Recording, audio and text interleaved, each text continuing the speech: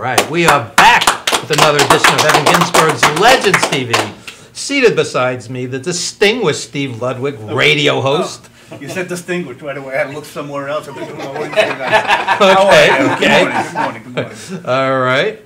And across from me, Mean Mark Mest, who is the last thing from Mean every morning. How do I know this gentleman? Not from wrestling, ironically. Really? I know you from Facebook, Yep. where he writes the most poignant, positive, life-affirming comments each and every morning. And I'm going to read one before we introduce our other guest. This is from this morning. Stop, listen, look, observe, take a deep breath, close your eyes and take it all in. Open your eyes. This is your life. Do you like it? If not, then change it. You are the CEO of you, nobody else. Your choices reflect on you. Choose wisely and make your life the best possible.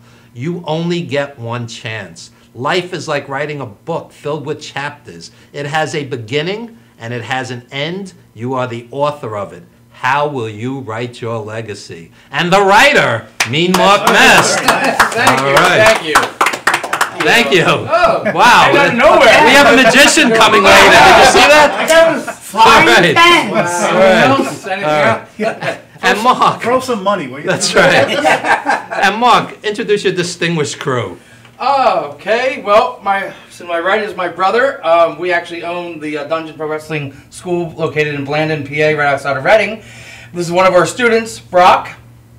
He's been training now and wrestling for about 7 to 8 years, on and off, and just, you know, it's one of them things where, you know, we do this whenever we can because it's a passion for us. And does your brother have a name? Troy. Okay, there you go. That's good. Okay. Yes. Pleasure to be here. Thank you. There you go. There you go. Yeah, okay. So Mark, tell us a little about yourself. Well, I grew up and I still work on my dad's dairy farm. Wow, We okay. still, you know, we milk cows twice a day. We crop farm. If I'm not doing that, then I'm at the training center probably 2 days, sometimes 3 days a week, training guys, girls, whoever wants to be trained. And then if I'm not doing that, weekends, I'm the weekend warrior, wrestling here, wrestling there, wherever I can. So it keeps me busy, very busy. And what motivates you to write these poignant Facebook inspirational statements every morning? You know, see, you gotta realize. You hop on Facebook. You do it every day. We all do. You hop on Facebook and what Usually do you see? I'm battling morons. You're Yeah. much more positive. I do see that. I just saw one last night. I saw you were battling one. But, you know, there's so much negativity in this world that, you know, nobody wants to throw anything positive. Why? I mean, it's like, you know, if everybody would do one good deed a day, one, you know, the world would be a better place. Pass it on. Everybody chooses, you know, they have choices in life that, you know, they have to, you know, go down that road. You have choices as you're going down. Okay? Whatever happens, you have to live with them choices. But nobody does that. Everybody now today, you know, it's rush, gotta do this, gotta do that. They forget about the important things. You gotta learn to live life. You just can't just run down the road before you know it, you're retiring and going, what did I do for the past 65 years? Yeah. It was a blur. I don't remember. They say that 80% plus of Americans hate what they do. That's a very sad statistic. It is. Then at 80%. 80% plus, they've done actual surveys.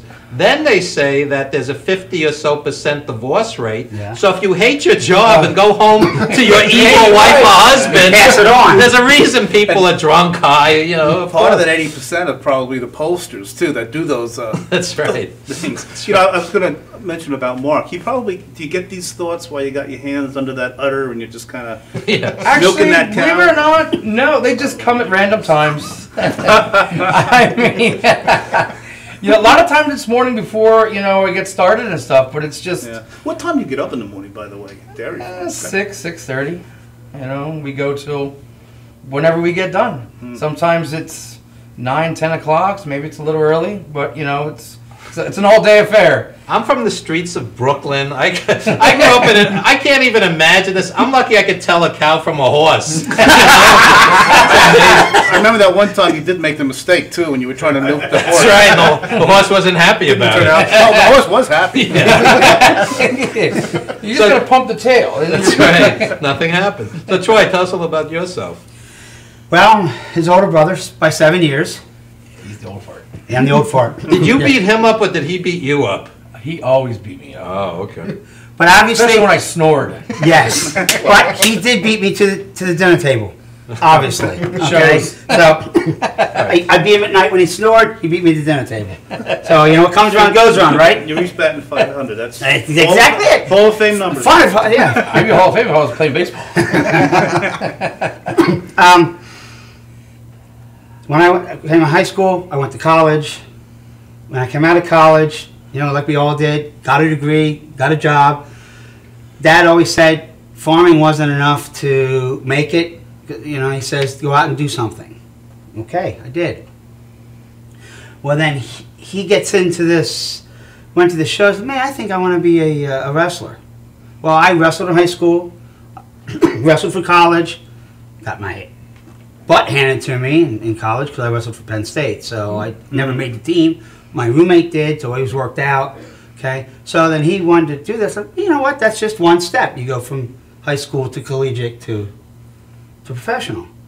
Well, then when he's ready to turn 18, I footed the bill for the school for him to start, and then because mom and dad couldn't. That's a pretty nice brother. Yes. And then he started, and matter of fact, this is early September. I started in early September.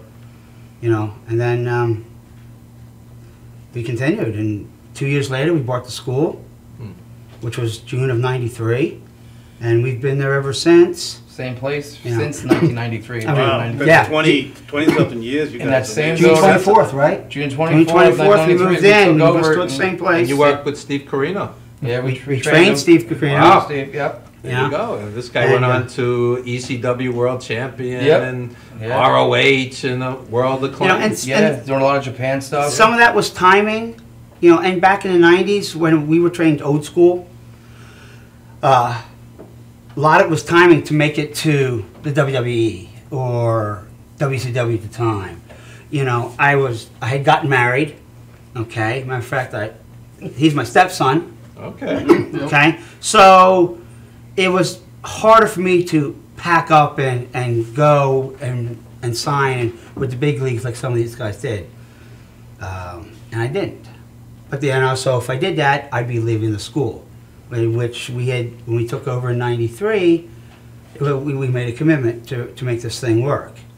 That's great. It's obviously worked. And 20 Yeah. plus years later, we're Still going strong. We're still going strong. We have shows every weekend in October. We've got one in November, possibly one in December, which I have to turn down.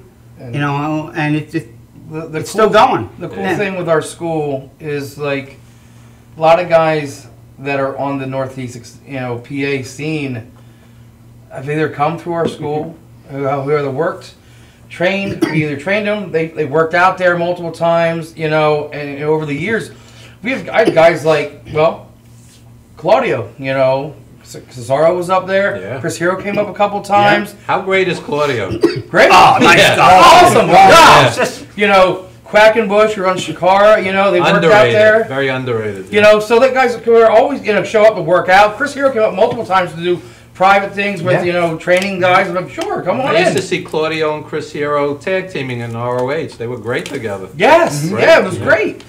So we had guys, they come up, and like I said, we trained Steve, and it's just, it was open to anybody, and anybody wanted to come in and wanted to work out. It was, we had that open door policy. Oh, still And still do. And we've gone up and down the Northeast, really. We've gone up to Maine multiple times. We've gone to Mississippi. We did the pay-per-view down in Mississippi. The Heroes of Legend Tracer Review. Let's hear the other side of this. Forgetting he's your stepfather, as a student, what are the pluses and minuses of this establishment? Be honest. Honestly, Yeah.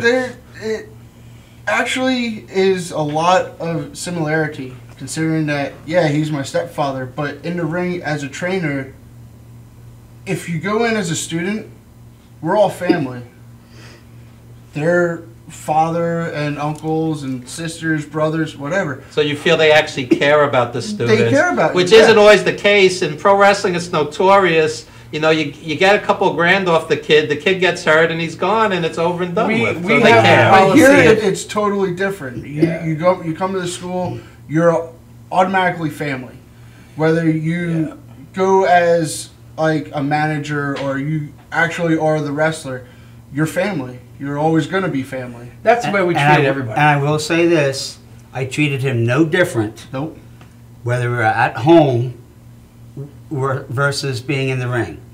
I treated all of my students the same. I treated him the same as at home. That's great. I'm sure, yeah. You know what I mean? I was as tough on him as a everybody kid else. growing I'm up, sure going to school, The students appreciate that too. versus They- students, like I say, we were trained old school. And to this day, we still train old school style. Because we believe it works. It works. We go to the ring now, it works, so we haven't changed. Not Steve's a former educator, 38 years. 38 years. Wow. And the teacher pets do not do well with the other students, so that's the way to Right, handle right, it. yeah. Right. See, the thing is with our school is, you know, like you said, the whole family thing. You know, it had for us. We believed it had to be that way because, you know, to me, I always say. Sometimes I say on Facebook, they're my kids. They're not my legit kids, but these are the kids that I trained in the Yeah, business. that's what I'm we looking call out it. for them. Yeah. They're growing up. You know, they're 6 months in, 1 year in. I don't want them thrown to the wolves, and now they get a bad taste, and so they spent their money and time, and now they're gone. You know, because something happened, this happened. I will protect them till they get to a certain point where, look, now you're on your own. I'll still help you, but you know, I'm bringing you up in this business. I want to take care of you to a certain point where you can get on your own, stand at your feet. You know the rights, you know the wrongs. Go out, you know, and you're my kid, and you will always be my and kid. you're still welcome to come back with a problem. Right. You know, you say your own child. You help them along till they get to high school, college age. Okay, go to school. But if you have a problem, hey, mom or dad, you come back. But at that point, they're old enough and wise enough to make it. You know what I mean? It's the same way we here. don't- But the other thing is too, we also knowing that when we go out there, our goal was our reputation.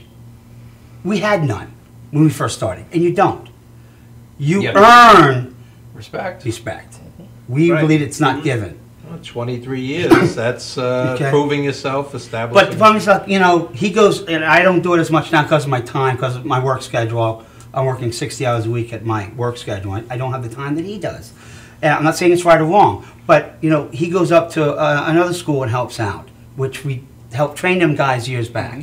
But, or when we go to a show, whether it's in Jersey or we talked about going down south, and, you know what I mean, we take the kids along, but it's a two-way street. Because of what we do, you know, oh yeah, guys, you know, come on down, put you on the show, blah, blah, blah. If you did the other side and was only out for yourself, maybe you wouldn't be as booked as often, or maybe you wouldn't be as liked, or maybe your reputation doesn't precede itself. You know, Our reputation was built on, because we used to do a lot of ring rentals, and still do.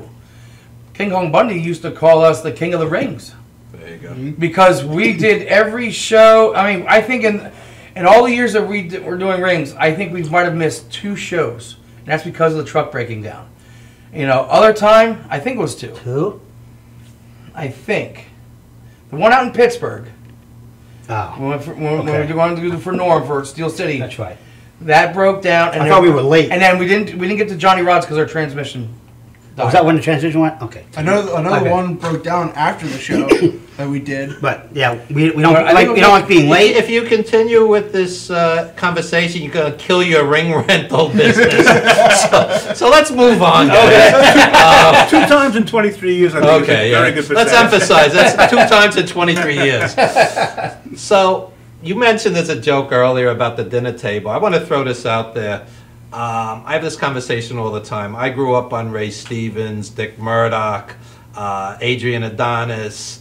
You know, back then, you did not need a 6-pack of abs to be considered a wrestler. What's that all about? Well, I believe Honestly, today's day and age, wrestling has evolved and it's changed, and it's only changed because of Vince. That's right. You know, he's setting the tone. You know, I mean, yeah, those characters back then, they all worked. They all drew money. Yeah. But, And they had beer bellies. It didn't matter. They were some of the greatest wrestlers of all time. And you also could, as a guy sitting there, a girl, a kid, watching the show on a Monday night or Saturday, okay, you could relate. Because, I mean, and no offense, but look at him. Does he look like a wrestler? Okay? If I was in You're my brother. I can get away with that. If I was in trouble on the street and I had the Miz or you guys, I'm calling you guys every time. You know? No, seriously. What I'm saying is that some people, when you looked at TV and all the guys were, I'm going to use the word cookie cutter. They were all the same. They were tall, they were in shape, they had the tights and the boots. How many people, the general audience that's watching that, could relate to that? Well, I don't look like that. I can never be a wrestler. I mean, he's got six-pack abs. Yeah. He's got this. He's got that. But the other guys, I mean, I certainly don't have that critique. He doesn't have that critique. And back in the 70s, 80s, and even 90s, when all those guys, and a lot of those guys back then trained us. I mean, guys, and I don't want to throw a whole lot of names out there, but, you know, what Kane and some of these old school guys, you know, I had Barry Windham critique my match. Okay? Barry Windham was one of the greatest of all time and underrated. I saw Barry Windham wrestle Ric Flair. It was art. What? Okay. And nice guy. I went up to him when I was in the business. I asked him, he introduced who I was, you know, and a lot of those guys, absolutely, kid, we watch it. You know what I mean? And critique. That's how we learned, and you continue to learn in the business. They didn't have those killer bodies. Very few guys did back then. What about the other extreme when you see guys who are like, you know, 5'8", 160 pounds soaking wet, and they look like high school kids? Do they have credibility? Well, depends who they wrestle. Are you talking like Rey Mysterio? No, Rey Mysterio is a world-class athlete. But absolutely. Don't take nothing away from Rey. And he's, you know what I mean? I'll give you an example. You have this kid Cheeseburger in ROH. You know, I'm 6'2", 204. I don't know him. I would not be intimidated by this guy. I don't know him. I don't know him. He's skinny like a stick. Right. I don't know you him. know, the thing is, I believe it all comes down to on how your personality, how you bring it, you know, Right. your How you believability. present yourself. The you know, wrestling is all on, you know, believability. So you could be short and skinny and still be credible. if you do it right. Okay. You know, but I mean, but I mean, the thing is, if you're like thin, rail skinny, that's, you know, the skinnier you are, the worse it is, because how can you believe something like that? Like if I saw this Cheeseburger and Brock Lesnar, I'm going with Brock every time. Every time. I'm sorry. The skinny guys might want to go the manager route, right? Referee, If they want to get in you know, the referee thing, you know, to add size, and that's, you know, thing is, a lot of guys years ago, that's what happened. Like, look, you're small, you're gonna ref for a while, okay? Pack on some size, you know, you get a little more size, then, you know, maybe we'll throw you into the manager position. That's what I did. Then the manager position, you know what? Then, you know, you want to wrestle? Then, you know, but try to gain size. Guys that are that thin, you know, the believability's out the door, and then it's more the entertainment. Mm-hmm. And if you go to like Shakara or you go to ROH, you know, it's the crowd that now is just want to see something. Today's day and age, they want to see the high flying flip. This is, you know, just like years ago. Why was ECW so popular? Because when it first started, all the brutality, everybody was like, "Oh my God, this is great." You know, it's something different. You know, it's new, and they're doing all this stuff, and that's why it was so successful. But now, can you do it again right now? No, because it's all been done. Like, you can only moonsault, you know, shooting stars so many times, get hit with a chair, barbed wire, light tubes, and so much, and go, I've seen it all. The other thing is when you're doing some insane move off the top rope, and it's not a finisher, it's a little ridiculous already. Yeah. Yes. Yes. Then again, it goes back to old school. Right. Okay, if you're going to hit something off the top, and it's not a finisher, What's the point? Anyway, we must go to a commercial break. Please plug your school, plug any upcoming gigs, anything you want to plug. Check us out at www.dungeontraining.net. You can catch me on Facebook, facebook.com/M007. And before we go to commercial, I want to show a brief video clip of a film we produced, Wrestling Then and Now, featuring Killer Kowalski, the late great Killer Kowalski, Don, Dr. Death Arnold, Nikolai Volkov, Homicide, etc. So on. Check out this film clip, and we're going to go straight into a commercial from there. And when we come back, more wrestling with JGeorge Estrella. Don't go anywhere, folks. From the associate producer of The Wrestler, Evan Ginsberg, comes Wrestling Then and Now.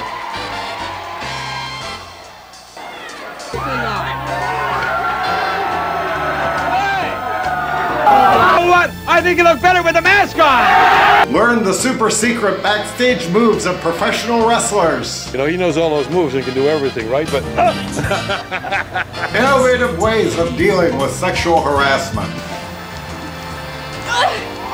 But I actually did make contact on his nuts, and it did hurt.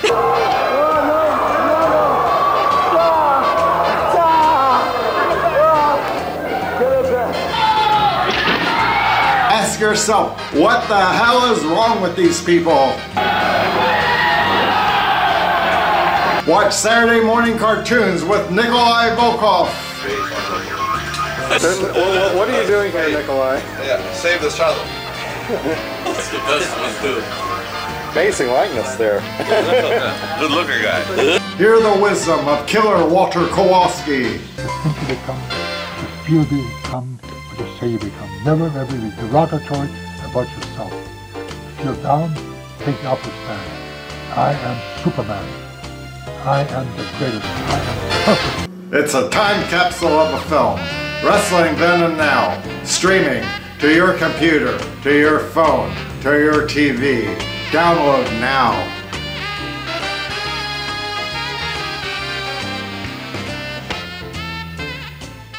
From the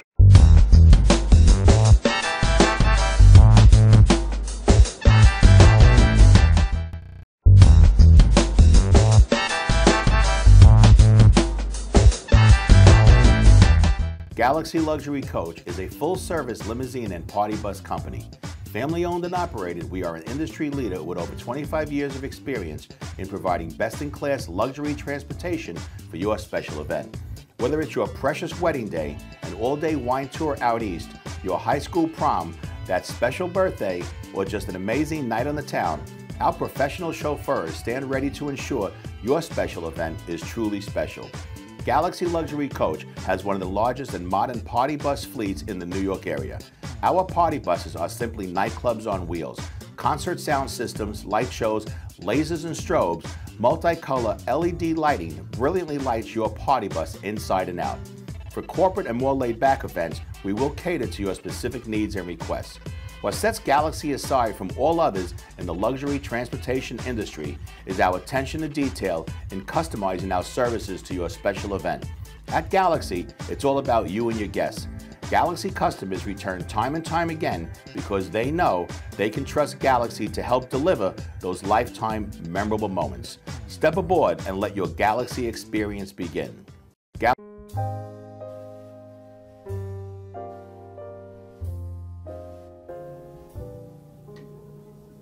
My name is Dr. Robert Brevard. I'm here for Multi-Medicine in Westbury, New York. We're located at 1065 Old Country Road, Suite 214. Been here for about 15 years. The practice has medical doctors, physical therapists, chiropractors, acupuncturists. We also do pain management, and we have orthopedists on staff. Here at Advanced Multi-Medicine Rehabilitation, we've got physical therapists on staff who treat an array of conditions, from neck pain to back pain, shoulder pain. We treat carpal tunnel. We treat a lot of car accident patients, slip and falls. We treat patients with knee injuries, with ankle injuries. We have state-of-the-art equipment. We've been here for over 15 years. Vast array of diagnostic testing, from x-rays to EMGs. What is an EMG? It's a diagnostic test that allows a doctor to determine where the pinched nerve is.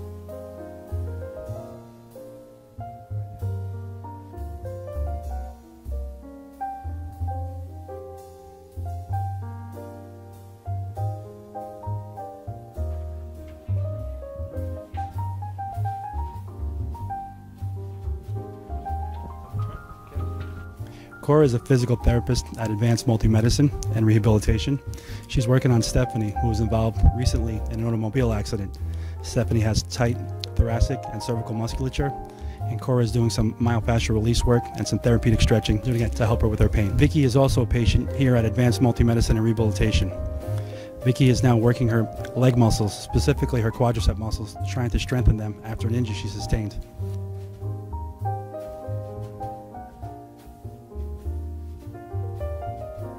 If you find yourself in need of any type of physical therapy, please don't hesitate to call Advanced Multi-Medicine and Rehabilitation, located in Westbury, New York, in Suite 214.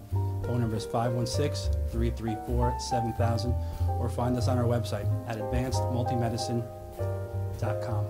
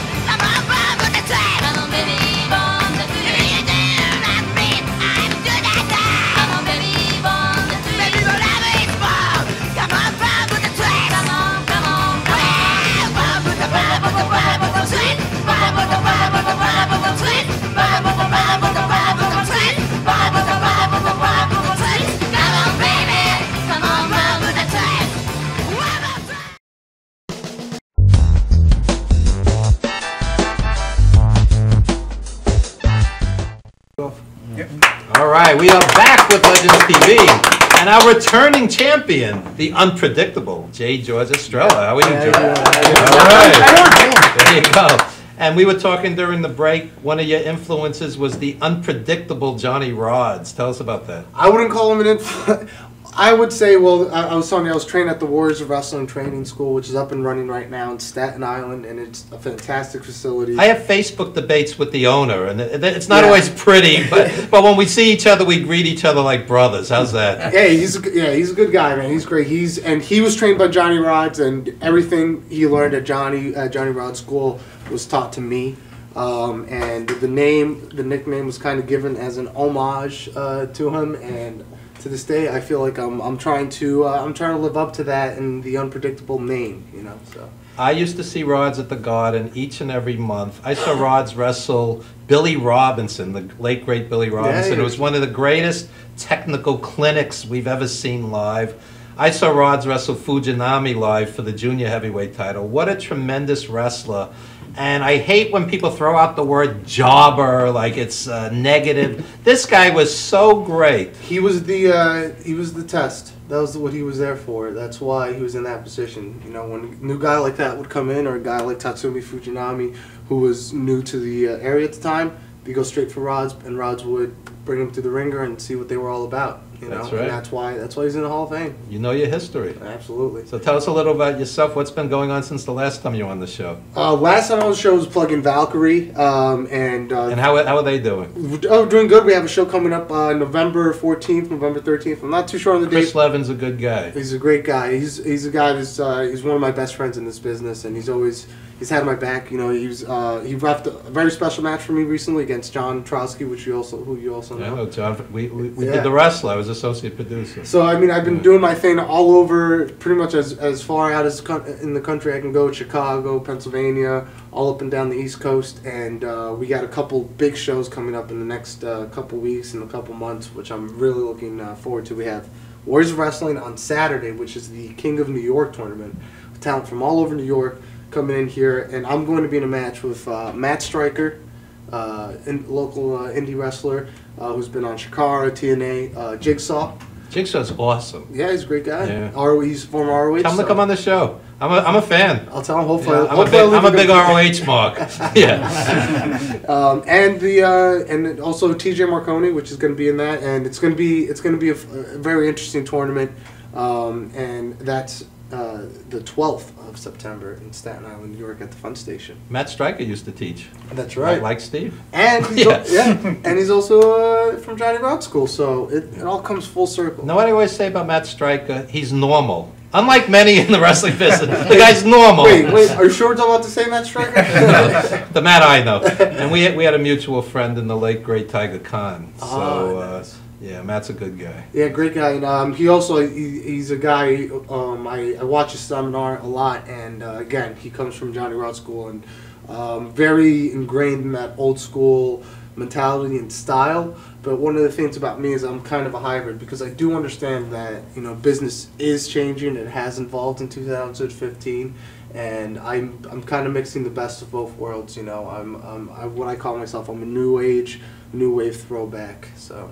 And you can talk, unlike many indie wrestlers, which is always good on a talk show. Absolutely. And we got a couple clips we're going to play later. You'll see. Why don't you set up the clip since you mentioned it? So I believe the one I sent you was for Tier 1 Wrestling. Me and Ashley Merrick are going up against Bonesaw Brooks and Alex Mason. And tell us about Tier 1. We've had representatives on. Dennis is the promoter, good guy also. We have a plethora of honest promoters. This isn't always the case. Wow, that's rare. Man. Like that word plethora, Steve? Yeah, that's there you go. I'm going to look that up later. I'm right there with you. But tell us what makes Tier 1 special before we see the clip. Tier 1 is exactly what they say they are. A lot of times you'll hear overused terms in wrestling such as revolutionary and, new wave and all this stuff. But Tier 1 is exactly that. It's the building blocks of Indian wrestling in the New York scene. You have talent from all over. Yeah, Luke Hawks comes in. He's not from the area. He's tremendous. But the thing is, you're mixing talent like that. He's coming on the show in a few weeks. He's a good guy. He's an interesting guy. Actor, stuntman, wrestler. He does a lot of different He recently did a thing with CT Fletcher, which was big for us, for Tier 1 Wrestling. And so my point is, you have guys like him, and now we have the Bravado brothers coming in, and we have all sorts of names, and now you're mixing them in with representatives from places like Wars of Wrestling and all sorts of independent companies in that area, PWS, and it's a very special thing because we're all coming together to build this big wave of independent wrestling, and it's a great time to be in the wrestling business right now. As a jaded old school fan, I've been going to wrestling since 1974. 1974. I was born in '73. There you go. So. I was at the Garden when Dynamite Kid wrestled Tiger Mask. I mean, I've seen the best of the best worldwide. So it's a Friday night, it's a Saturday night, and it takes a lot to convince me, get in a car, get on a train to go to an indie show. But you're convincing me, because many times you see the same guys over and over and over again, and it doesn't feel special. So it's good that Tier 1's doing something special. I promise, man, if you go out and you go to see a show, and my name is on the building, you're going to see something special. You're going to see something unique, because that's my aim in wrestling, is to deliver something different that the likes of you've never seen before. And unlike your bodyguard, you show up for appearances. What kind of bodyguard those shows? Unfortunately, he got in an altercation last night doing other bodyguard duties, and he got stuck in somewhere in Philadelphia. But I wish him. Don't blame us if JGeorge gets hurt. That's right. He's got 3 bodyguards. There you go. Speaking of Tier 1, I mean, I know they're new and up and coming. As a matter of fact, 2 of our students actually worked our first show. Oh, Ryan Vox, Yam's Working Man. Okay. And I guess they're getting booked again. The next show coming up, I think. I think. They were up there a few weeks. Well, the first show happened like maybe a month, 2 months. It happened this past summer in July. Yeah, they were on. They were on. Oh, yeah, students up there. Yeah, I mean, and it's great because, like I said, you have guys like Rude Boy Riley on there who's really making waves right now, and he's all over, doing media appearances as well. He no-showed us last week. Well, actually, really, I'm not kidding. I can attest for that. We actually had a booking in in Connecticut, and the timing of it was not gonna, sadly, wouldn't have worked out. Okay. But do no shows actually, surprise you? I mean, it's the wrestling business. I'll tell you a funny story. When I worked on The Wrestler, I did 5 or 6 casting calls. We had indie guys no-show readings with Darren Aronofsky for what turned out to be a classic film because they had $25 indie gigs. I couldn't make this up. They were befuddled. They were like, I can't believe they didn't show up for a reading. I was there.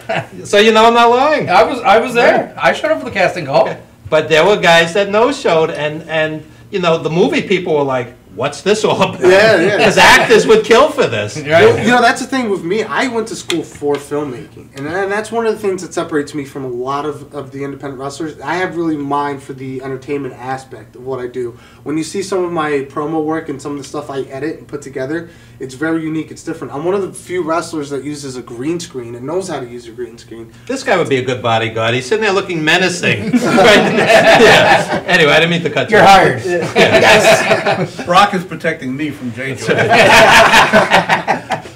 But yeah, no. So I understand that aspect, and I also had a suggestion for you. Yeah. I think you should make some sort of a documentary or write a book called, I was at the Garden when. That would be interesting. Because you have a lot of good garden I'll tell you a stories. great garden story, and I was in a book. The night Steve does a Beatles radio show, the Beatles Hour. I was at the Garden, December 8, 1980. That's the right date, right? Yep. I walk out of the Garden. Sergeant Slaughter had wrestled Bruno. Back then, missed the rare appearance. He was in Japan. It was Slaughter against Bruno. Great match. Slaughter in his prime was as great a heel as anybody. And I walk out of the Garden, and there's this weird vibe in the air, just a weird vibe. And I walk up to the first people I see. I go, what happened? They go, John Lennon was just shot. Because this was like 11 o'clock after the Garden ended. Exactly, yep. And a guy later wrote a book about the night John Lennon died, and he interviewed me with that specific story. You walk out of the wrestling show, you're happy, you feel good, right? But there was just a strange feeling in the air. So yeah, you could do. I was there when, yeah, absolutely, absolutely. I was there the night that Nash beat Backlund. That was an interesting night. All right, so you being an old school guy with that old school mentality, that was a big kind of hey, this is the new. It was right. That was the building. This was the new generation. Yeah.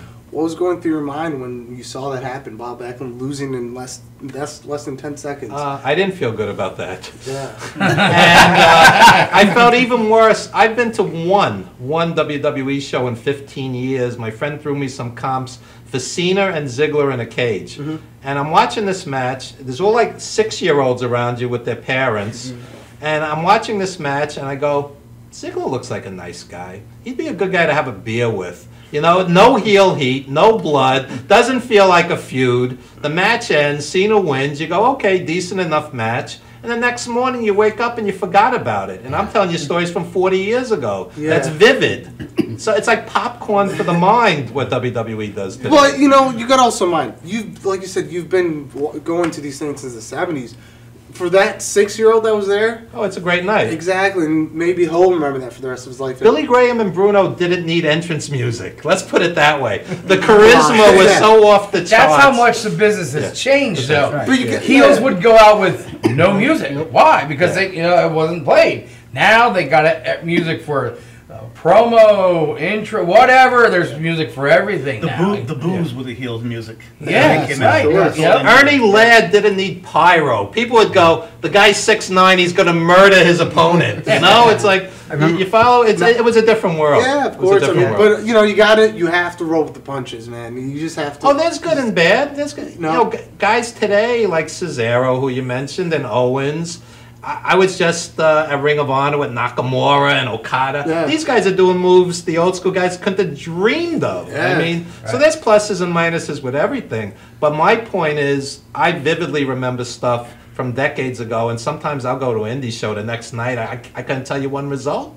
And other times it's art. It's high art. Yeah. It's a mishmash. But that's the difference from yesterday than today, because back then, you believe their character, you believe what they did.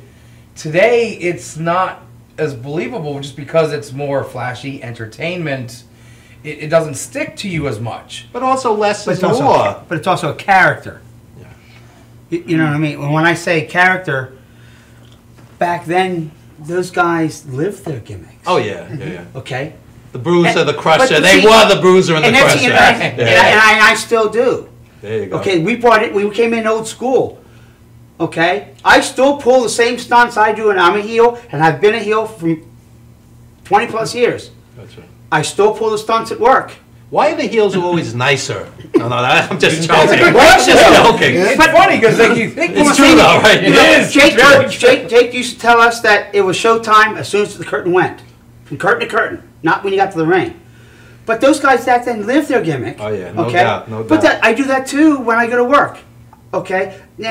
Bill Watts would tell these guys if they were in a bar and someone started with them, you're not losing that bar fight. They really live that gimmick. Right. Exactly. As things change, you can't pull the stuff you did back in the bar. Yeah, because now everybody sues everybody. Exactly. It's a different Right. And with social media now, yes.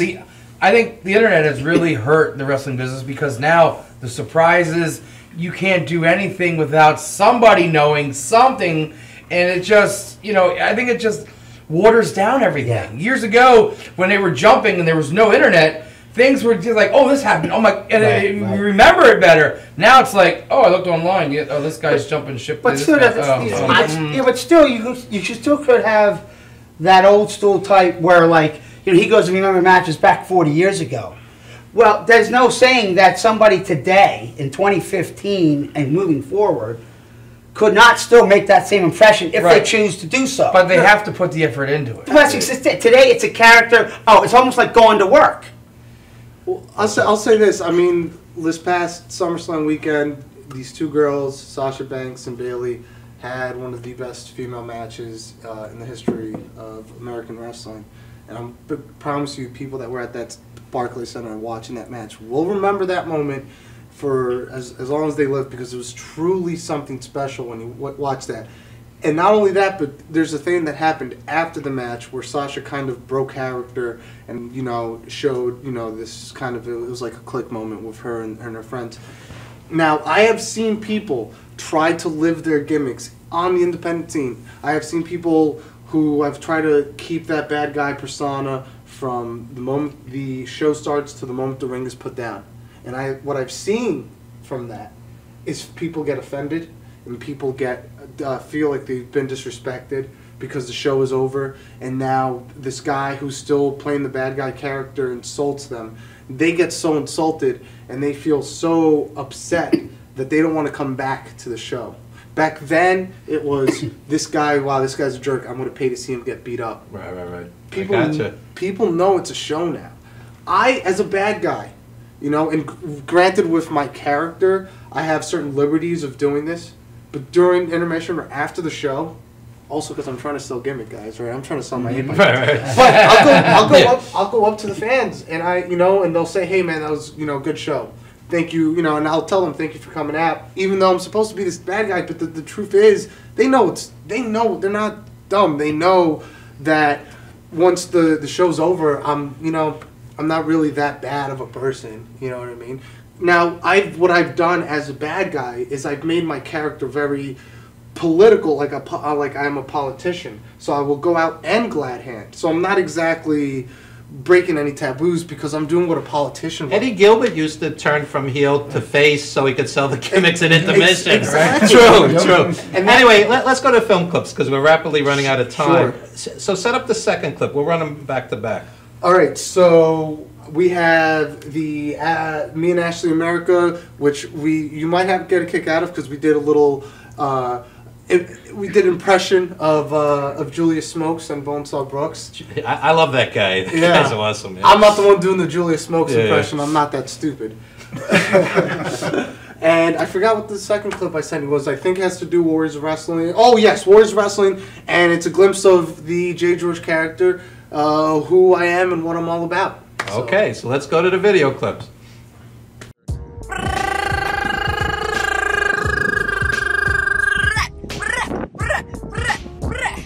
Yo, listen, Jessie Brooks, she's gonna hit you with a potato salad and the cream cheese. Right in the punching basket. Tell him, Jessie. Bonesaw Brooks, when I look into your eyes, I don't see the baddest woman on the planet. I just see a plain old bully. And Ashley America, she's not gonna... Hey, what? She's not gonna be your punching bag. And on October 2nd, Tier 1, you're gonna find out what Ashley America and JGeorge have in store for you. That's right. Bonesaw Brooks, she's gonna cream your pudding. It's something about like you like to see Chinese food. October 2nd, Tier 1, be there. General Sobes. I can't do this on my own. I can't serve these people if there's no one to serve. All right? These people need me as much as I need them, okay? And you got all these promoters and you got the fans and they're talking about investing in wrestling. They're talking about investing in entertainment. They're talking about investing in the arts. Well, I'm standing up and I'm telling you, I am Beethoven. I am Shakespeare in the flesh. Michelangelo, Buddy Rogers. Now, who is going to be brave enough to let me create? Who is going to give me that platform? So, George, why don't you just do it yourself? How, Brian? How? You ain't got the answers, Brian. You ain't got the answers. You ain't got the answers, Brian. I've been doing this longer. All right, we are back. The genius of JGeorge. There you go. There you go. So enjoyed that very much. And plug whatever upcoming shows, social media, whatever you need to plug. All right, we have the Warriors of Wrestling King of New York tournament that's September 12th in Staten Island, New York, Fun Station USA. And there are a lot of people out there that want to stop Warriors of Wrestling or what we're all about, but you got to understand that as Warriors, we are just as what the word defines. We are the Warriors that murked the streets of New York and the Warriors in the sense of the gladiators that went and did battle for the entertainment of the fans going some odd 100 years ago. And not only that, but we also have Tier 1 coming up. That's going to be October 2nd in Studio R in Queens, New York. Check that out. Me and Ashley America against Bonesaw Brooks and Alex Mason. After that is another Warriors Wrestling event in Staten Island, October 3rd. So, you know, check me out, JGeorge, on all social media. You could YouTube me. I have a YouTube page. I'm on Facebook, Twitter, Instagram, preferably Instagram, Facebook. And thank you for having me on. It was fun, man. And it's the letter J, right? Not J-A-Y, George. Yeah, it's the letter J and then the word George. It's very confusing sometimes. I have to change for it. me, but not for the average. And Steve, and he's a teacher. There you go. Retired, Mark. That's retired. Steve, plug your radio shows real quick. Well, just go to planetludwig.com. The latest Steve Ludwig's classic pop culture show. I interviewed Nina Blackwood, one of the original MTV VJs from back in the 80s.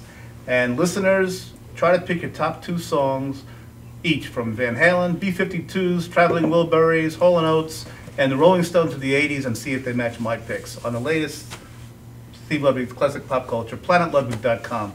Thanks, Evan. There you go. And October 17th, Steve and I will present a huge event at Patty's Tavern, 162nd Street in Flushing, New York. Flushing, Queens. We're going to have the great Robert Ross, Blues Hall of Famer. We're going to have hip-hop artist So Soon, hip-hop artist Jay Hardy. We're going to have your buddy, the ukulele player. Ukulele master Lloyd Gold. He might even put the makeup on for this appearance. He's debating. I said, you know, ukulele meets rock. I said, Lloyd, it's an Irish bar. You realize that? He goes, well, maybe I'll leave the makeup and the bow off. So we'll see. Who knows?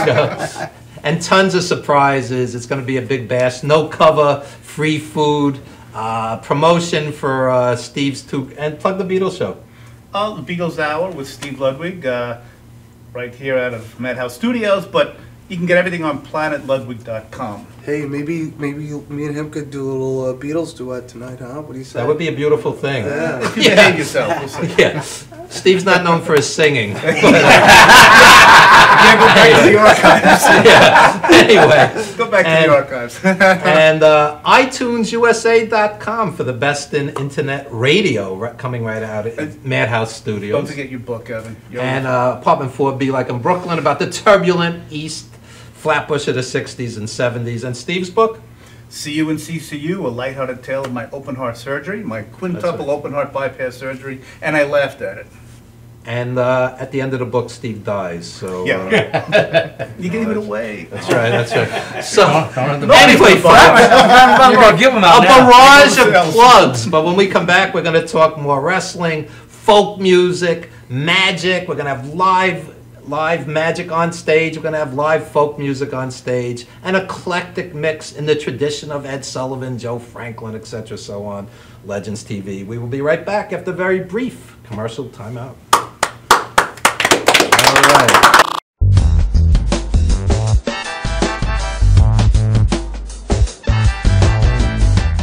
Galaxy Luxury Coach is a full-service limousine and party bus company. Family-owned and operated, we are an industry leader with over 25 years of experience in providing best-in-class luxury transportation for your special event. Whether it's your precious wedding day, an all-day wine tour out east, your high school prom, that special birthday, or just an amazing night on the town, our professional chauffeurs stand ready to ensure your special event is truly special. Galaxy Luxury Coach has one of the largest and modern party bus fleets in the New York area. Our party buses are simply nightclubs on wheels. Concert sound systems, light shows, lasers and strobes, multicolor LED lighting brilliantly lights your party bus inside and out. For corporate and more laid-back events, we will cater to your specific needs and requests.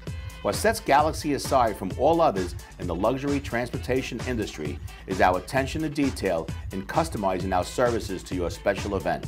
At Galaxy, it's all about you and your guests. Galaxy customers return time and time again because they know they can trust Galaxy to help deliver those lifetime memorable moments. Step aboard and let your Galaxy experience begin.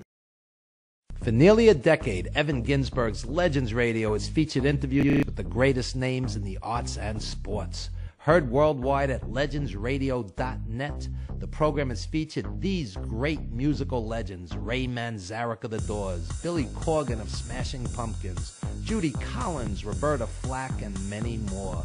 Stars from movies, TV, and comedy have included Jenny McCarthy, Wayne Brady, 30 Rock's Judah Friedlander, Shelley Berman, Jackie the Joke Man Martling, David Allen Greer, and Paul Mooney. Stars of pro wrestling and MMA include Bruno Sammartino, Rowdy Roddy Piper, Superstar Billy Graham, and Frank Shamrock. Co-hosted by renowned journalist Dr. Mike Lano, Legends Radio is heard Wednesdays 7 p.m. to 9:20 p.m. Eastern Standard. We are archived 24/7 with hundreds of hours of classic interviews. Legends Radio also features the best in indie music, showcasing talent deserving wider exposure. I'm from Brooklyn, baby. Don't forget the gravy. We are soldiers. You missed the birth of your mother and father. Don't you dare miss Evan Ginsberg's Legends Radio.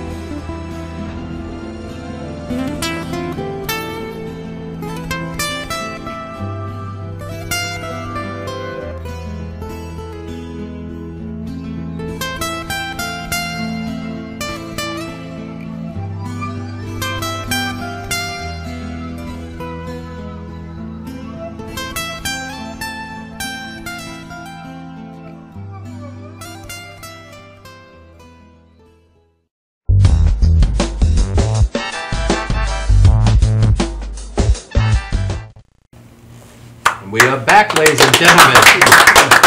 An eclectic mix joined by folk singer Lawrence Brown and magician Robin Channing. And Robin's a wrestling fan, so you kind of fit the...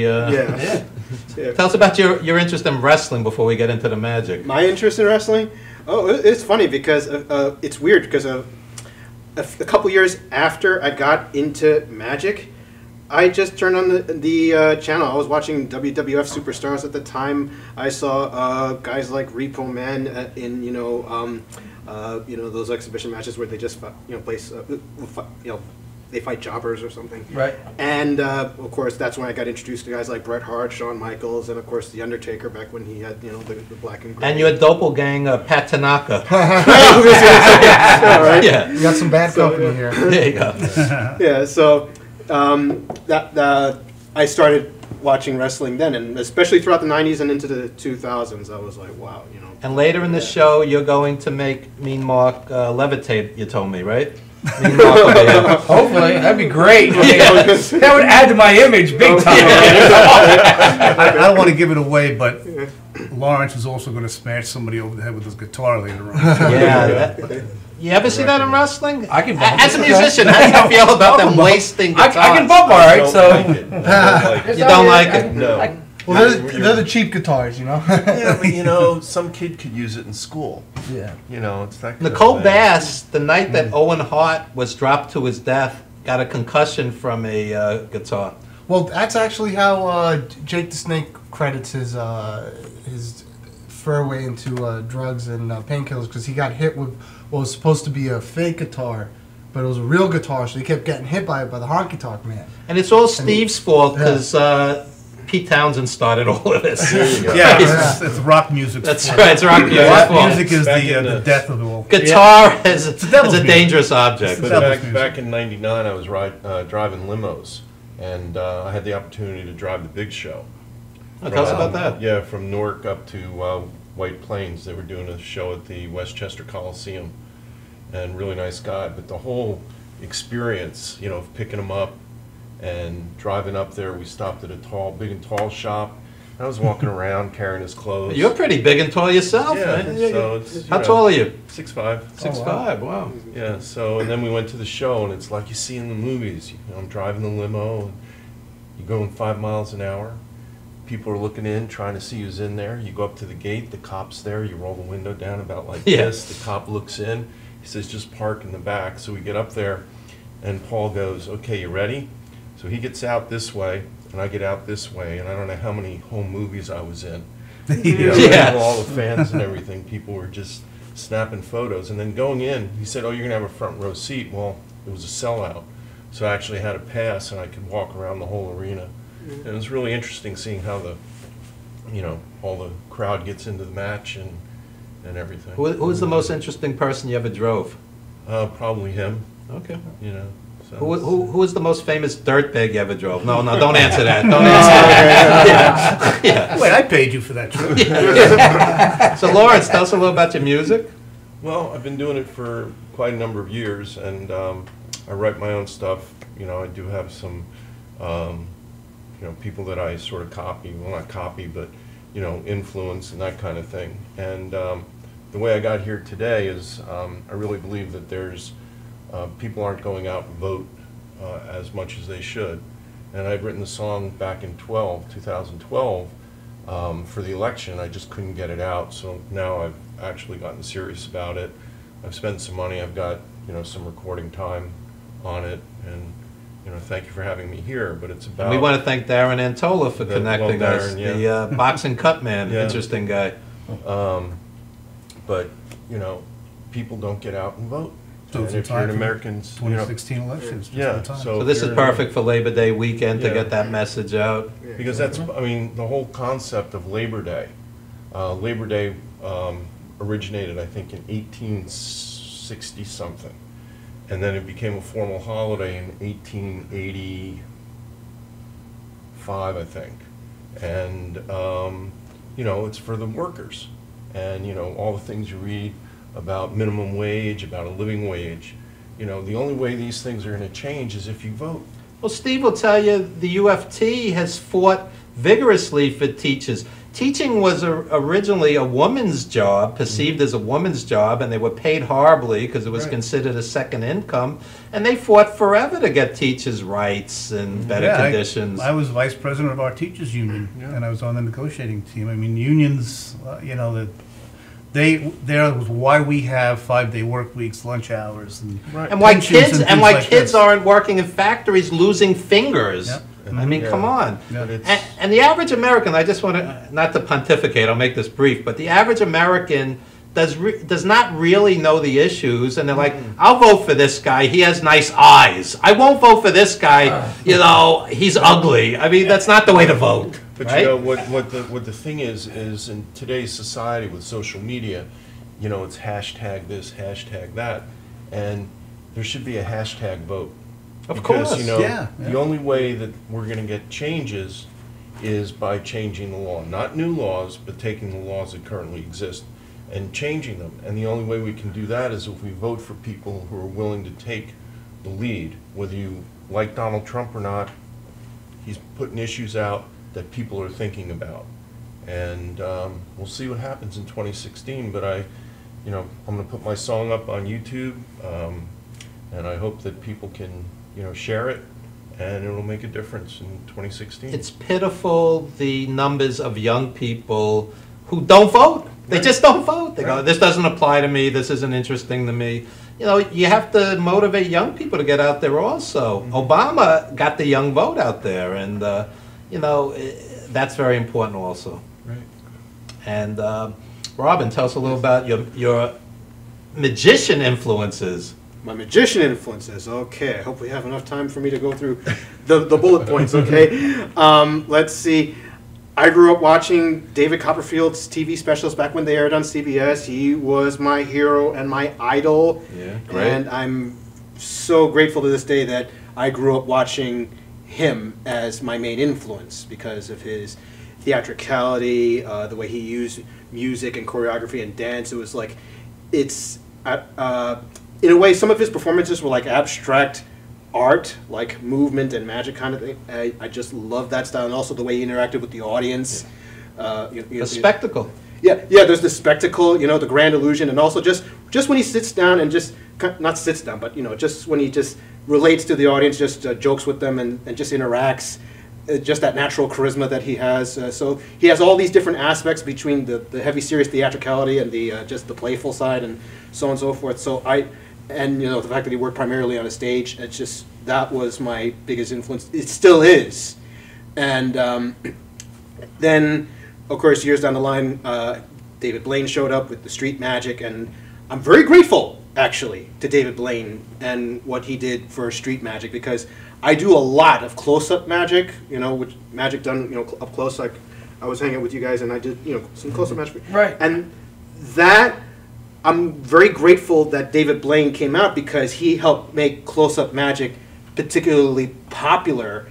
And it's great TV. And it's great TV. Yeah, I mean, a quarter can fill up just as much screen space as, say, in Copperfield's case, Statue of Liberty and so forth, and all those grand illusions. So it's something different, and also close-up magic. It's just, what I love about it is that it's so up close. You get to interact a lot more intimately with an audience. Not that it's any better or worse than a stage. It's simply a trade, because I also do, you know, stage shows, and I get to interact with people, you know, a mass audience, whether a few hundred, a few thousand or so. So they each have their own rules. It's like their own games, kind of. There are overlapping rules, and there are different rules unique to each and kind of environment. So that's kind of how I view it. You know, it's like, you know, you have one venue, which is sort of close-up strolling, which I do, you know, restaurants, hospitality suites, and, you know, corporate, and then there's you know, stage shows, and I do predominantly private parties. There are times I'll just, you know, stroll through, you know, small groups of people at a time, whether it's in people's homes or in restaurants, and then or I'll also do, you know, a stage show, and I have, you know, multiple stage shows where I get to perform it for everybody. What do you think of, and this relates to wrestling, of course, what do you think of when magicians expose the business? This is how we do the tricks. How do you feel about that? I dislike it, I will be honest. I mean, well, because, I mean, I can sort of see, like, in wrestling, like, bringing people backstage for wrestling, because then that, yeah, it can show people, you know, the general audience how, okay, these are what the wrestlers are like behind the scenes, and, you know, show the reality element of that. Right. With magic, it doesn't have the same effect, because especially magic relies on secrecy. That secrecy is our life's blood because we're in the business of presenting mysteries. Right. Okay? I mean, if you know how a magic trick is done, suddenly the experience of magic is gone, and that's exactly what the people are there to see. The experience of magic, the experience Takes of wonder. the wonder out of it. Yeah, it takes the wonder out of it. The wrestling business is the same way. You see it's how it's done, you're like, oh, all of a sudden it's not as it's not as great as it was, and that's what's happened to this day and age. Yeah, you were mentioning that before. Too much exposure is just. Like I said, I believe the internet really hurt because now anybody can get online, check out anything that's going on. People can post whatever they want too. You go on YouTube and you start watching. Oh, there's a YouTube where you go, how to take this move the proper way. Yeah. Why are you showing the general public how to, because then the kids go like, let's try this. Then they get hurt or they die and there's a lawsuit. It's on YouTube. Yeah. How to take the brain buster the proper way. How to take a pile driver. Yeah, right? And what? Yeah. How not to take a pile driver. Yeah, right? I will say there's also this idea of where it's like these fans think they know so much that it makes it easier than ever to work them and suspend their belief because they think they know. But you could still mess around with that. Oh, you still can, but it's never going to be the way it was. Oh yeah, no. Yeah. I said the internet now, I said it's like it's that line of opportunity for everybody to see what it really is. Right. Like magic. People that expose it, they're going to see what it is, and it's like, oh, that's how it's done. It's a double-edged sword, the internet. Yes, right. It helps. Out there, It helps, but at the same time, it hurts. Yeah. And also, what you guys were talking, George, you were saying before about with being a heel and how you're the character 24/7. I think there's a certain magic element to that because you're bringing a live story to that audience, and now that everybody's in on it backstage, they're like, okay, that aspect of the wonder of wrestling, it's not there nowadays. And to me, that's a shame actually because. And Robin, you have a big show coming up. Tell us about that. Yes. It's called Magic at the 294. It's a theater in Farmingdale. We're bringing live entertainment and family entertainment back to Long Island, okay? It's a beautiful venue. Yes, Marla it is. Robeson will be on next week to talk more about it, the owner. Okay. And you guys do everything there, from magic to parties to film festivals to live music. And we're going to have a working relationship with Marlo and bring some of our great acts out there as well. Brilliant. But, so tell us about your big show. Okay, Magic at the 294. As a matter of fact, let me just, well, the camera's not going to see it all that well, but I'll just bring it out here anyway. It's Magic returns to Theater 294. The next show, I believe it's September the 20th. The phone number to reserve tickets, I might as well get that out of the way, 917-825-7374. Okay, you can look that up. And also, we're bringing family entertainment, like I said, back to Long Island. It's a magic show every month. And our buddy, the Amazing Louis, is on the bill. Yes, the Amazing Louis. He's on the bill right here. He's also a pro wrestler. And he's a pro wrestler. There's a theme here, running theme. Yeah, right? Running commonality. He's written a few folk songs as well. That's Okay. right. That's right. Okay. So, magic for the family, for all ages, and it's magic at a budget that is friendly to the family budget, at a price that's friendly. It's like $5, right? Yeah, exactly. There you go. There you go. Okay. And give out any social media real quick. Let's Your see. social media. My social media. My website, robinchanning.com. I'm also on Facebook, and I'm on Twitter. And I've got a YouTube channel with, well, right now, only a couple videos. And I've got an Instagram account. And Theater 294, the website? Theater 294. Well, right now, we do a lot of our promoting on Facebook. Facebook, okay. Okay, and we advertise the events on Facebook. And Lawrence, any website, social media? I have an account on Facebook and also on YouTube, and I have a couple of songs up there. And it's under Lawrence Brown? Yeah. Okay, because it's a common name. You sure they'll Right. find it? Yeah, I hope so. Okay, you hope so. Lawrence Brown, folk. There you go. And we hope that you'll stick around, folks, because right after this brief time out, we have live magic, live folk music, and you're going to work with JGeorge on stage, so this should be colorful. Oh, this we'll will be be fun. right back, ladies and gentlemen, with more of Legends TV, an eclectic mix.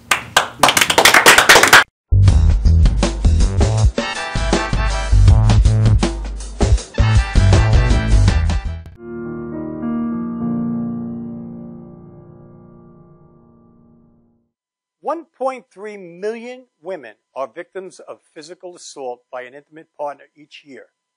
According to the National Coalition Against Domestic Violence, the majority of cases aren't reported to the police. Most people who are in an abusive relationship don't even know they're in one. The truth is, all abusive relationships boil down to one thing: control. How do you like it? My new dress. Are you out of your mind?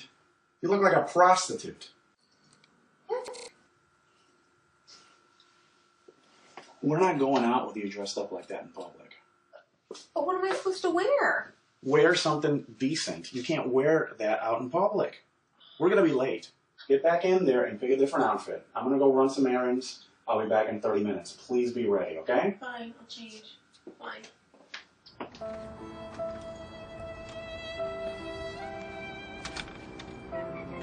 Abuse is not always physical, leaving wounds that are visible on the outside. Emotional abuse is just as painful, only these wounds are hidden on the inside. Are you out of your mind? You're crazy. You look like a prostitute. Know that abuse is abuse, no matter what the form. Look at me. Oh my God, what's wrong with me? Physical abuse scars the body. I just wanted to love me. But mental abuse scars the mind. What you just saw was an example of a relationship that is emotionally abusive. Nobody has the right to tell you how to dress or how to act. If someone really cares for you, they won't tear you down. They will build you up. How do you like it? Wow. You look great. Fantastic. But then again, you look great all the time. Thank you. I was hoping you'd like it. It's my new dress. I bought it just so we could go out tonight. You look stunning. Thank you. But I think I'm going to take a sweater just in case it gets cold tonight. Great idea. I'm going to take one too. Let's go. All relationships are not perfect, but a healthy relationship is when two people bring out the best in each other and have each other's good in mind. Take your time to know someone instead of rushing into something. It is better not to involve yourself with an abusive person than to try and get out of a domestic violence situation. If someone is abusive to you and you need help, please call the Domestic Violence Hotline at 1-800-799-SAFE. That's 1-800-799-SAFE. They have highly trained experts available 24/7 who will speak with you confidentially and offer information regarding the unhealthy aspects of your relationship, resources, or immediate support for victims to find safety and live lives free of abuse. Domestic violence affects us all. It affects us all. It affects us all. 모두에게 영향을 줍니다. Che ci ricarte tutte. It affects us all. Domestic violence.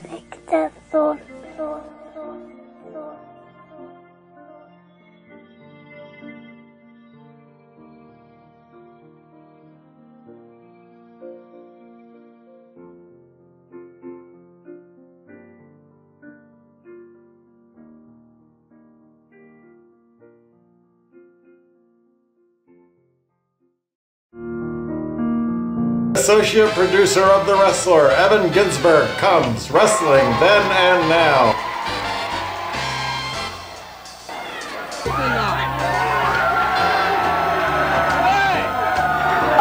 What? I think you look better with the mask on! Learn the super secret backstage moves of professional wrestlers. You know, he knows all those moves and can do everything, right? But innovative ways of dealing with sexual harassment. But I actually did make contact on his nuts, and it did hurt.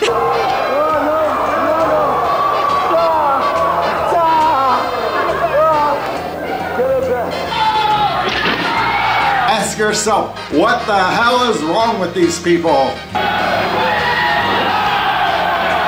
Watch Saturday morning cartoons with Nikolai Volkov. What are you doing here, Nikolai? Yeah, save this child. That's the best one too. Amazing likeness there. Good looker guy. Hear the wisdom of Killer Walter Kowalski. Think you become, the fear you become, what you say you become. Never ever be derogatory about yourself. If you're down, take the upper stand. I am Superman. I am the greatest. I am perfect. It's a time capsule of a film. Wrestling then and now. Streaming to your computer, to your phone, to your TV. Download now.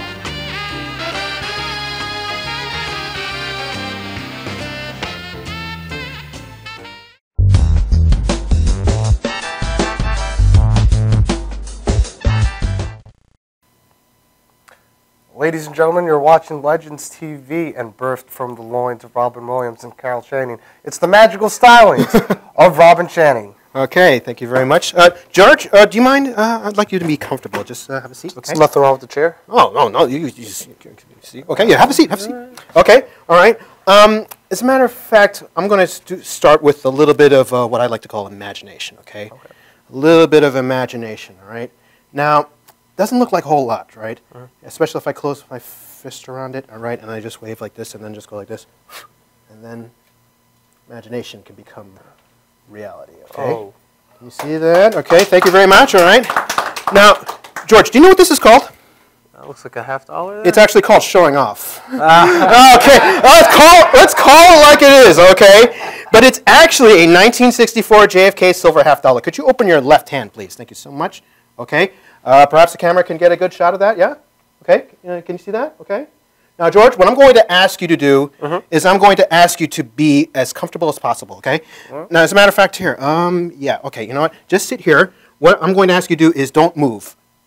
Do not move a muscle, just watch. As a matter of fact, you see, most of the time magicians require to have the audience in front. But I've got you situated not only to my side, but slightly behind me. That's like, George has like the worst angle to watch what I'm about to do, okay? So that means you don't have to clap, you just watch me, okay? You can just bust my moves. As a matter of fact, I'm going to be working here. As a matter of fact, I'm just going to place this coin over here, it jumps over to here. I place this over here, it goes over to here. I place it over here, it goes over here. I place it here, it goes over here. Are you with me so far? You see, George is watching everything, okay? Now, of course, I could just take this and place it in my hand and just blow in the hair, blow. Okay, good. It disappears. It goes over here. It goes over here. Now look, it's gone for good. Now watch. Watch. Watch. Watch. Okay, very good.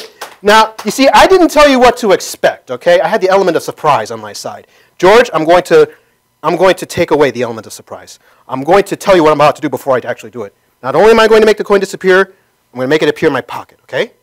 All right, you ready? Okay, George, did you see it go in my pocket? No, what? Oh, well, you know, okay, even though I told you what was going to, it's still a surprise, okay? It's still a surprise. But watch, especially you guys watching in the back. In case you're having a hard time watching, is this any more visible than what we had before, okay? Just so you know it's not made of chocolate, okay?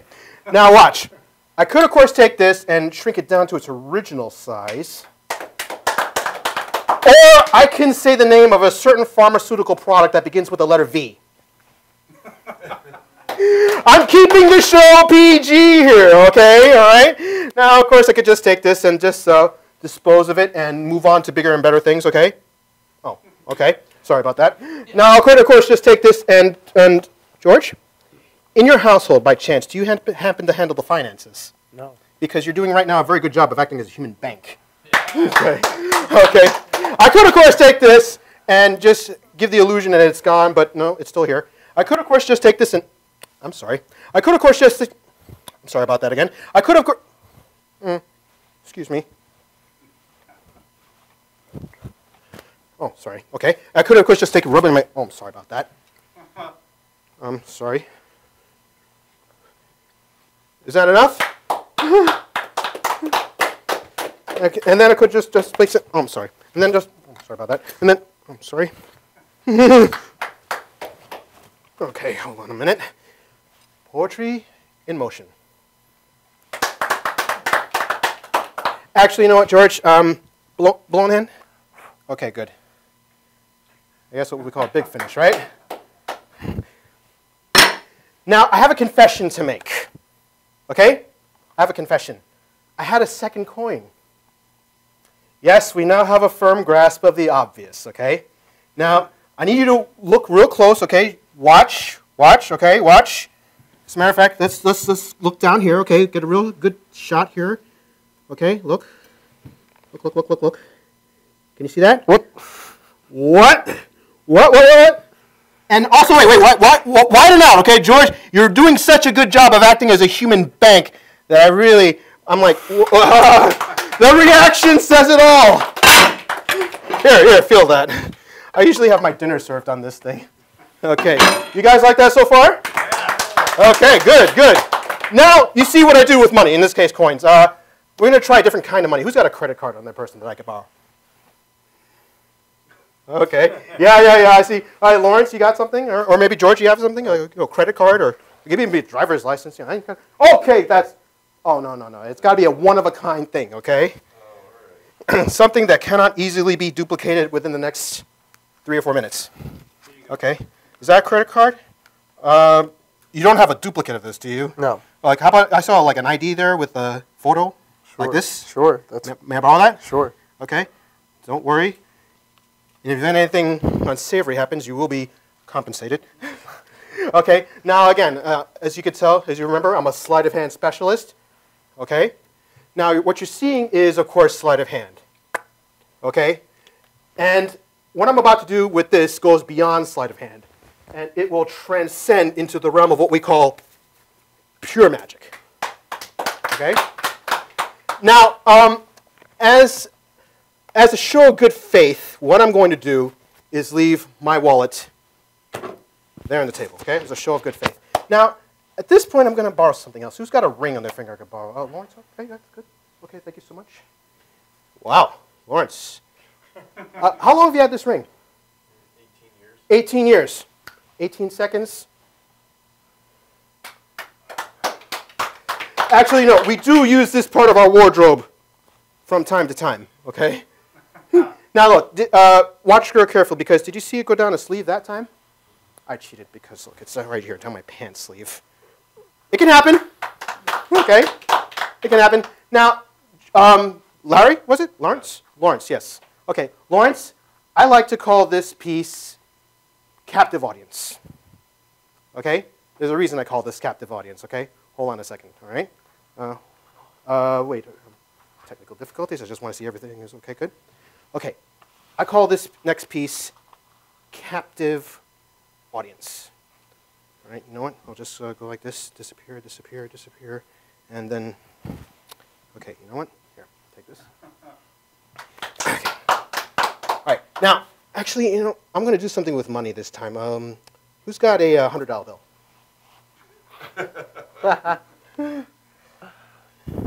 No, okay. Wrong demographic. 50 or 20. Wrong crowd. Okay, wrong crowd, okay. Yeah. Okay. Oh my goodness, look at that. Look at that. Tommy Marr, my new friend. Okay. Okay, what you're about to see here, thank you, Tommy. What you're about to see here is pure sleight of hand. Are you ready? Pure sleight of hand, watch. And it's done. Okay, you guys look a little less than impressed. Now I'm going to do some more sleight of hand, okay? Watch. All right, you look somewhat underwhelmed. You see, that's the nature of sleight of hand. You see, sleight of hand takes on the appearance of very innocent, very innocuous actions. But beneath that innocent guise lies some ulterior motive, some hidden designs, that when done well leads to a decidedly different result. Thank you, Tom. Okay, all right. Oh, yeah, you check that out. Feel that? Okay, yeah. That's an article. Pure sleight of hand. Now, Tommy, thank you so much for your generosity, your kind contribution to the. Okay. All right. Now, watch real carefully. Watch real carefully, because if I were to just do this, you will notice that at no time do I ever cover this bill from view. No matter how small it gets, you're always able to see it. I didn't cover over it. You'll also notice that at no time do I ever employ any quick or sudden movements, okay? Everything is done pretty slow. Check it out. Okay, Tommy, thank you so much. Okay. Oh, and on the subject of money, here, I found my wallet out the entire time. I disguise my money. Does this look like a good disguise here, George? Sure. Yeah, okay. My money's disguised. You see, I'm a child of the 80s. I grew up on Transformers, robots in disguise. And instead of people saying, oh, look, giant robot, people are like, oh, look, that's a car. Or look, that's a jet. Or look, that's a Walther P-38. Megatron reference. But I disguise my money, okay? My money is disguised to the point where not only do you see the eagle on this side, you also see the pyramid with the eye on that side. And the reason why I disguise my money is because of this. Whoa. Whoa! I don't want to be walking around with flashing that much cash on my person. Yeah, I did it with Tommy, so But as you can see, that's a lot of dough. And if I were to carry this much dough flashed around my wallet like so, it's like, okay, that's all well and good, but it's a lot. I want to be able to have a very humble, very modest disguise such that I look like I can barely afford a cup of coffee at Starbucks, okay? And that is how I keep my money disguised. All right? And to close, what I'm going to show you now is that in the same wallet, I have here a zipper compartment. You gave me something recently, right? Because now I have here a sealed envelope. And if I were to open what's inside, I don't know if you see anything you like in there, do you? Yeah, I do, yeah. Okay, can you see that? Everybody see that? Okay, see that? Open your hand. Is it the same? It is indeed. It is indeed. Ladies and gentlemen, thank you very much for having me. I'm Robert Channing. Okay. All right.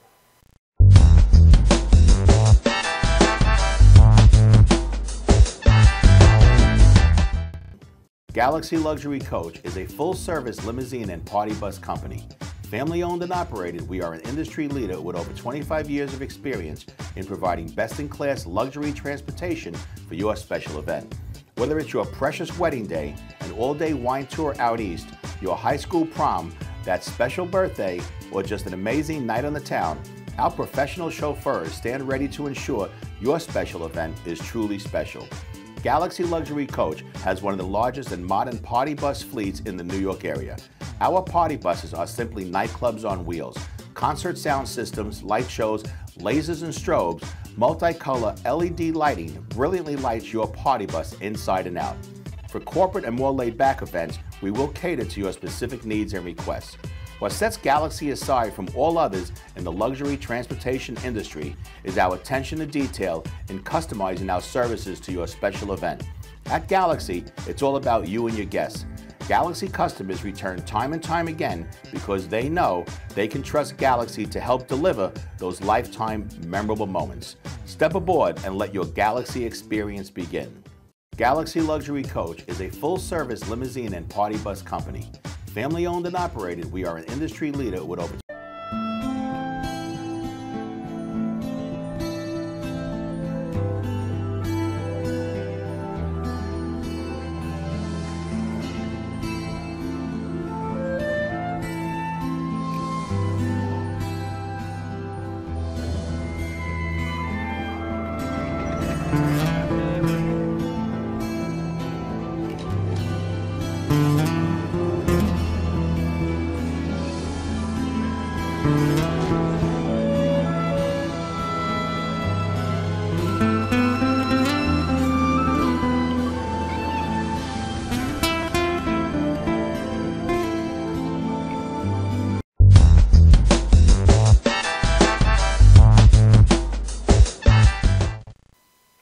We are back, and as promised, Lawrence Brown with a live set.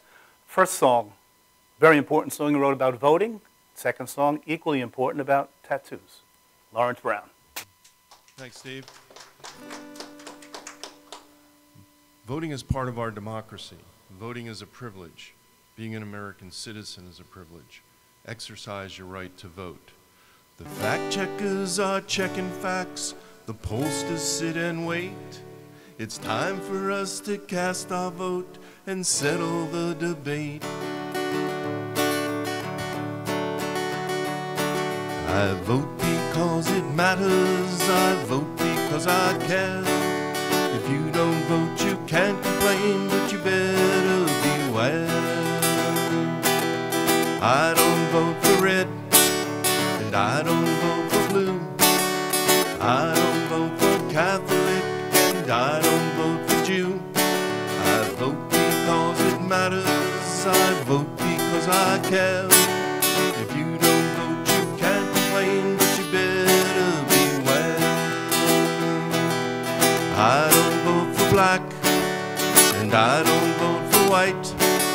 I vote for who will keep me safe at night. I vote because it matters. I vote because I care. If you don't vote, you can't complain, but you better beware. I don't vote the left, and I don't vote the right. I vote for who will keep me safe at night.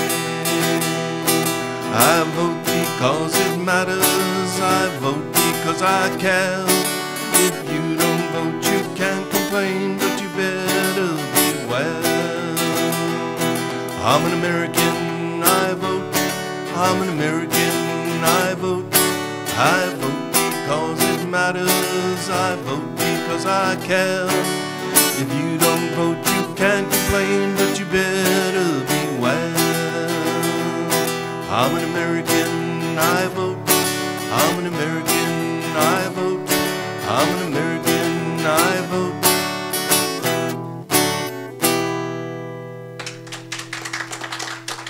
Thank you. This next song is called Tattoo, and I wrote it.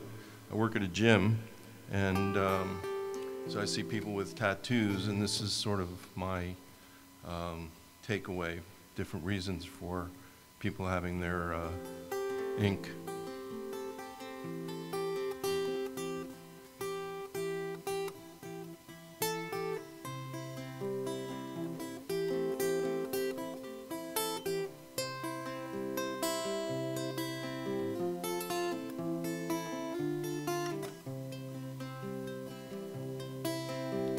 I got my flower when I gave him mine. We talked for hours, a very long time.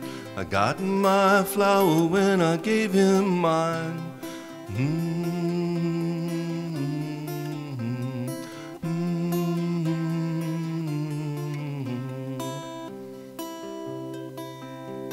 I got my cross when he ceased to breathe. He was way too young and I had to grieve. I got my cross when he ceased to breathe.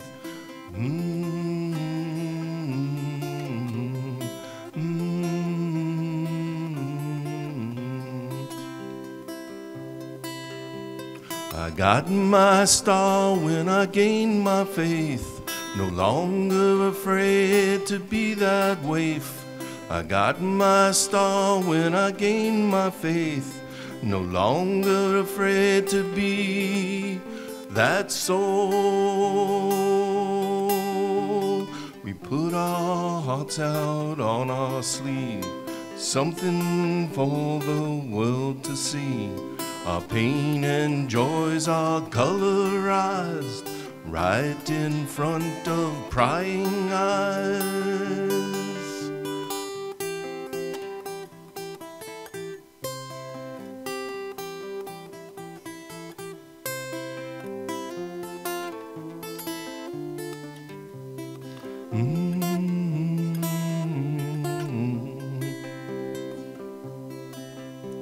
I got my tiger just for fun.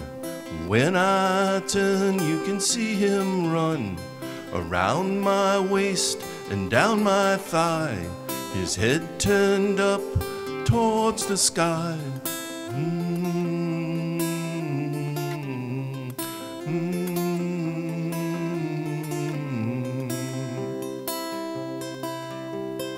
Got my flower when I gave him mine.